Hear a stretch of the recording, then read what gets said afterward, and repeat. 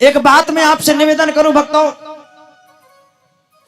मां अपने बच्चे को 9 महीने तक पेट में संजोती है। उसके बाद में जब बच्चा बाहर आता है और बच्चा जब पेशाब कर देता है तो मां उस भीगे में सो जाती है और बच्चे को सूखे में सुलाती है। एक मां अपने 10 बच्चों को पाल देती है, बड़े आराम से 10 बच्चों को पाल देती है, और 10 बच्चों से मिलकर के एक मां पाली नहीं जाती है। 10 बच्चों से मिलकर के एक मां नहीं पाली जाती है। 10 बेटा और 10 बहुएं, परंतु एक मां को कभी एक दिन यहां रोटी मिलेगी, एक दिन वहां रोटी मिलेगी, एक दिन वहां रोटी मिलेगी। मैया को तो भटकना ही पड़ेगा। मैं आप सभी भक्तों से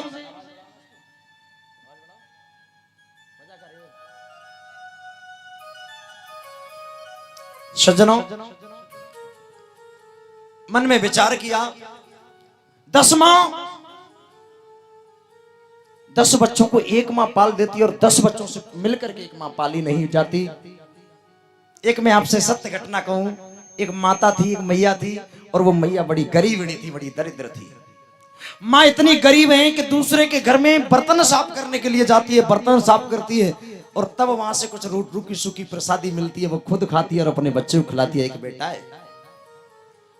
मैया ने विचार किया, मेरा तो जीवन बिगड़ ही गया, ना तो इसका पिता है और ना हमारे पास संपत्ति है। मैया मजदूरी करके उस बच्चे को पढ़ाती है, विद्यालय भेजती है, उसको बच्चे को पढ़ाती है, विद्यालय भेजती है, और बच्चे को पढ़ाती है और विद्यालय भेजती है,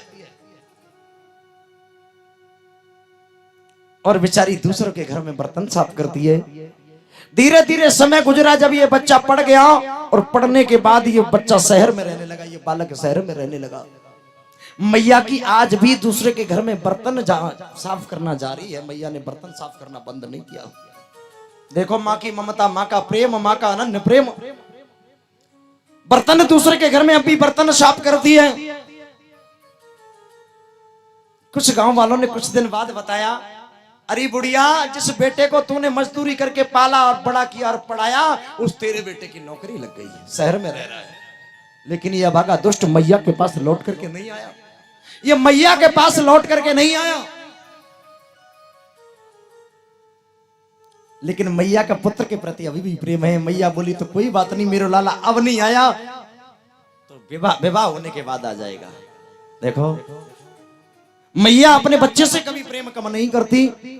और मेरे भाई बहन, थोड़ा दिन और गुजरा, उसने विवाह कर लिया। विवाह कर लिया, पत्नी आई, और जब विवाह करो फिर गांव वालों ने आकर के समाचार दिया, अरे बुढ़िया, जिस बच्चे को तूने मजदूरी करके पाला और बड़ा किया और पढ़ाया, उस बेटे ने विवाह कर लिया, लेकिन तेरे पास नहीं आया। अब मैया भी सोच रही है, कोई बात नहीं, मेरे लाला के जब बालक पैदा हो जाएगा तो उस बच्चे को दिखाने मेरे लाला जरूर आएगा। देखो, इतना अभागा दुष्ट, जिस मैया ने मजदूरी करके अपने बेटे को पाला और बड़ा किया और पढ़ाया, आज वो बेटा नौकरी लग गई, लेकिन मैया की मजदूरी अभी जारी है, मजदूरी नहीं छूटी। थोड़ा दिन और गुजरा, एक बच्चा पैदा हो गया। फिर गांव वालों ने आकर के समाचार दिया, अरे बुढ़िया, तू ये कह रही थी कि मेरे नाती को दिखाने जरूर आएगा, तेरे बेटे के बेटा भी हो गया, अब भी नहीं आया। बुढ़िया बोली तो कोई बात नहीं, एक न एक दिन मेरा लाला जरूर आएगा। भैया, धीरे धीरे कुछ समय और गुजरा। अब उस बच्चे ने भारत को छोड़ करके ये विदेश चला गया। गांव वालों ने आकर के कहा, अरे बुढ़िया, जिस बच्चे को तूने मजदूरी करके पाला उसका विवाह हो गया और बेटे के बेटा भी हो गया, लेकिन तेरी मजदूरी अभी भी जारी है, तेरी मजदूरी नहीं छूटी, तेरा बेटा तो विदेश चला गया। जो ये बात सुनी कि मेरा बेटा विदेश चला गया, सज्जनों, मैया फूट फूट करके रोने लगी। और अब उसका हृदय टूट गया। जो मेरा बेटा इस देश से मिलने नहीं आया, तो मुझे लगता है अब परदेश से मिलने नहीं आएगा, अब कभी नहीं आएगा। टूट गई वो मां। देखिए मां का प्रेम, मां कैसे कैसे बच्चे को समझाती है, क्या क्या अरमान सजोती है। और बच्ची विवाह हुआ नहीं कि पत्नी के साथ में रहने लगे। उस बूढ़ी मैया को एक दिन भी ये नहीं पूछते कि मां, तुम्हारा कुछ खाने को मन करता है? सजनों, इधर बूढ़ी अम्मा ने एक पत्र निकाला और उस पत्र को लिख रही है। अब उनका अंतिम समय, एक पत्र लिख रही है, बेटा देख, तू जब से मैंने पढ़ाया और जब से मुझे छोड़ करके गया, एक बार भी लौट करके नहीं आया।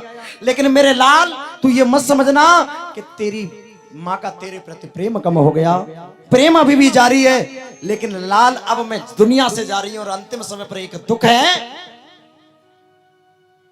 कि मैं जाते समय अपने लाल को देख नहीं पाई, अपने लाला को देख नहीं पाई। बस एक ही दुख है सज्जनों, पत्र लिखा और पत्र में एक लाइन और लिखी, मेरे लाल मैं तो अब दुनिया से जा रही हूं, परंतु मैं जाते समय तुझे देख नहीं पाई। मेरा लाला कैसा है, लेकिन जब भी कभी मेरी तुझे याद आए तो ये मत समझना तेरी मां अब दुनिया में नहीं है, क्योंकि तेरी दाहिनी आंख के रूप में मैं सदैव तेरे साथ रहूंगी। एक बार गिल्ली डंडा खेलते हुए तेरी आंख फूट गई थी, डॉक्टर ने यह कहा था कि इसको कोई आंख देगा तो इसकी आंख बच जाएगी, तो मैंने अपनी आंख निकलवा के तुझे दी थी। तब से पूरे गांव वाले मुझे कानी कानी कह के बुलाते थे, मैंने वो भी तेरे लिए लाल स्वीकार किया। जब भी तुझे मेरी कभी याद आए तो अब मैं दुनिया में तो नहीं रहूंगी, लेकिन तेरी दाहिनी आंख के रूप में सदैव तेरे साथ रहूंगी। लाल जब मेरी याद आए तो उस आंख को अपनी मां समझ लेना। और इतना लिखा, इतम शुभम इति शुभम भवतु, और लिख करके विराम दे दिया। और मैया पुत्र के वियोग में दुनिया से चली गई, दुनिया से समाप्त हो गई। ये बालक विदेश में रह रहा है सज्जनों, मैया को मरे हुए वर्षों हो गई। मैया जब मर गई 1 रुपया भी उसके घर में नहीं था, और बेटा विदेशों में नौकरी करता, कितने पैसे वाला था, लेकिन ना लकड़ी थी, ना कंडा था, ना कफन के लिए भी पैसा नहीं था सज्जनों। तो गांव वालों ने चंदा इकट्ठा किया और उसका संस्कार करवाया। जब अधिक समय हो गया सज्जनों, इसके भी बच्चे हैं। अब जब इसके बच्चों ने जो इसने अपनी मैया के साथ में किया, वो इसके बच्चों ने इसके साथ में करना शुरू कर दिया। तो टेलीविजन पर कथा चल रही थी, टीवी पर वो कथा सुन रहा था।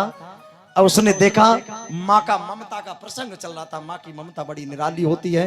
जब प्रसंग चल रहा था मेरे भाई बहन, इसको याद आया भारत में मेरी भी तो माँ है, मैं इसको छोड़ करके चला आया। उसी समय इसने अपना ब्रीफ केस निकाला और वहां से विदेश से भारत के लिए आया।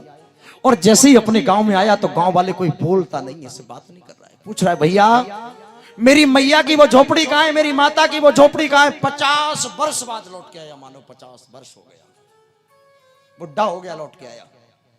गांव वाले मुंह फेर के खड़े हो जाते हैं, ऐसे अभागे बेटे का तो हम दर्शन नहीं करना चाहते।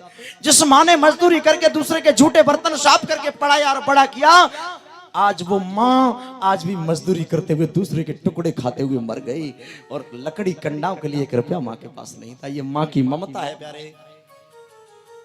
गांव वाले मुंह फिर के खड़े हो जाते। फिर गया, भैया मेरी मैया की कुटिया बनाता हूं, मेरी मैया की कुटिया कहाँ है। एक गांव वाले को थोड़ी शर्म आई, कहने लगे, अभागे बेटा, तेरे जैसे अभागे पुत्र का तो हम मुंह नहीं देखना चाहते, जिसकी माँ मर गई, अब तेरी मैया इस दुनिया में नहीं है। वो जाना चाहता तो चला जा, तेरी माँ की सामने टूटी फूटी एक झोपड़ी का खंडर पर आए, चला जाओ, झोपड़ी बड़ी है। अभी अपनी माँ की झोपड़ी की तरफ गया और जैसे ही ताले को खोला, फूट फूट करके रोने लगा। अरे माँ, अगर हवा ब्यार के रूप में कहीं भी तू मौजूद हो तो तेरा ये अभागा दुष्ट बेटा आज तेरे दर्शन करने आया है। खूब रोया सजनों। और जब मैया की जो पुरानी बिछाई थी, बिछैया जो थी, उस पर मुंह रख के रोने लगा, फूट फूट के फपक फपक के रोया। इतना रोया कि वो जो मैया का पत्र था वो पत्र मिल गया। पत्र मिला, पत्र में लिखा हुआ था, मेरे लाल अब मैं दुनिया से जा रही हूं, तू ये मत समझना कि मेरा तेरे प्रति प्रेम कम हो गया, लेकिन एक ही दुख है मेरे लाल, मैं मरते समय तुझे देख नहीं पाई। मेरा लाला कैसा होगा, मैं मरते समय देख नहीं पाई। मेरे लाल जब भी तुझे मेरी कभी याद आए तो दाहिनी आंख तेरी, वो मेरी आंख है, वो तेरी नहीं है। डॉक्टर के कहने पर मैंने अपनी आंख दी थी, आंख के रूप में सदैव तेरे साथ रहूंगी। सजनों, जब ये सुना, जो ये पत्र पढ़ा, फूट करके रोया। अरे माँ, इतना बड़ा उपकार मेरी मैया ने मेरे ऊपर किया और मैंने उस मैया को भुला दिया, उस माँ के पास नहीं आया और मेरी माँ मजदूरी करती हुई दुनिया से चली गई।